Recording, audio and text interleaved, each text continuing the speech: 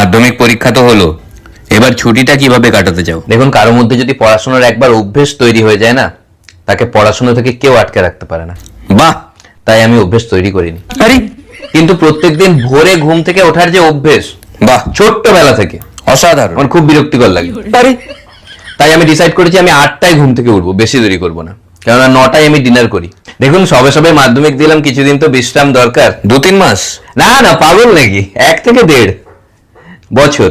এখন সবে সবে মাধ্যমিক হলো, বাড়িতে একটা পার্টি ব্যাপার, প্রত্যেকদিন চিকেন মাটন করে খাওয়া হবে রেজাল্ট পর্যন্ত। রেজাল্টের পর খাবে না? দেবে না। তো মাধ্যমিকের পরে কোন স্ট্রিম নিয়ে পড়ার ইচ্ছে আছে?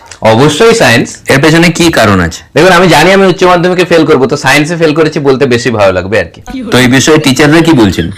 টিচাররা তো পড়াশোনা বন্ধ করে দিতে বলছে, আর আমিও ওনাদের সাথে একমত, কিন্তু বাবা মা মানছে না, অদ্ভুত বায়না করছে পড়াশোনা করতে হবে। মাধ্যমিকের পর তোমার লক্ষ্যটা কি? এবার আমি মনে করি কেউ যদি একবার লক্ষ্য ঠিক করে ফেলে না, তাকে আটকানো যায় না। অসাধারণ। তাই আমি লক্ষ্য ঠিক করিনি। অনেক স্টুডেন্টরা মাধ্যমিকের পরে এই গুরুত্বপূর্ণ সময়টাকে ইউটিলাইজ করে না, মানে ওরা ফাঁকি মারে। জিনিসটা আমিও দেখেছি, অনেক ফাঁকিবাজ স্টুডেন্ট আছে যারা এই সময়টাকে ইউটিলাইজ করে না। ওরা খেয়ে দিয়ে, খেলাধুলো করে, পার্টি করে, ঘুমিয়ে, মানে সময় নষ্ট করে, আর লাইফে পিছিয়ে থেকে যায়। তো তুমি কি চাও? আমি পিছিয়ে থাকতে চাই।